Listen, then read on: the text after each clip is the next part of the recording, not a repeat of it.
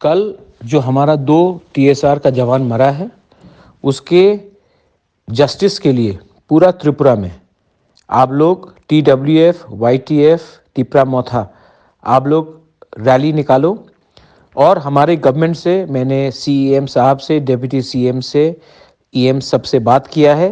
हम अपने ADC government की तरफ से 2 लाख ये जो जिनका परिवार मरा है उनके लिए भी हम लोग पैसा रिलीज करेंगे टीटीएएडीसी की तरफ से।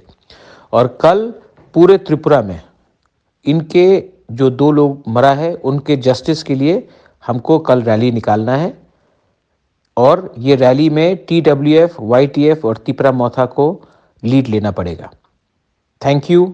हमको अपने तिपरासा के संग खड़ा रहना है और हमको तिपरासा के लिए लड़ना है और तिपरासा को जस्टिस देना है और शांति से, किसी के खिलाफ नहीं लेकिन अपने लोगों के लिए जस्टिस डिमांड करना है। Thank you.